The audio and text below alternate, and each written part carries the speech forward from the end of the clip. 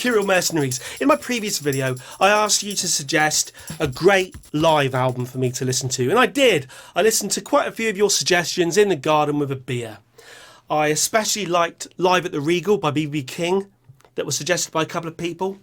And I also listened to Humble Pie live. I listened to The Who live at Leeds. Again, that's an album I used to listen to a lot as a teenager. It's one of those albums that has the distinction of being generally accepted as the best live album. It's all right. I like the power. I like the ferocity of it. We had discussions in the comments section about old staples like The Song Remains the Same, an album that I really enjoyed in my youth. Led Zeppelin's live concert video, and I had it on VHS, The Song Remains the Same. I used to watch it avidly, even with the interspersed bits. Jimmy Page climbing up the mountain, John Bonham at the pub, Robert Plant messing around with his kids, John Paul Jones riding about on a horse or whatever it was. I still liked it.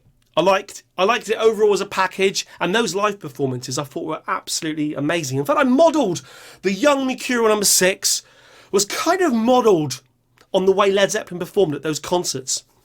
And it's only in recent years, like I was saying in the comment section, it's only in recent years I realised that basically the music critics hate that album. I don't know. Loads of great suggestions. Another one put forward was an album called 98-12-28 by Fishmans. Now, I was coming from the point of view of having never heard of Fishmans, so to then listen to a live album by them as the only thing I've ever heard by them is kind of walking through the quagmire. But what an album. I didn't have time to listen to all of it, but what I heard was just mesmerising. Absolutely mesmerising. Such great albums mentioned by so many people. Sapvik Do proposed Neil Young and Crazy Horse, Rust Never Sleeps. A couple of shouts for LCD Sound System. Foggy put forward The Doors, absolutely live. Jim Morrison. I mean, talk about mesmerising. Jim Morrison could be mesmerising. I was going to say not sexually. I'm not so sure. Honestly, I'm not so sure. Those suggestions affected my life. My ears, beer in hand, blue sky. Today's question. And I've just come up with it right now. Is me and you, we're having a beer. Just me and you, and we're in here. Somehow you've got here. I don't know how.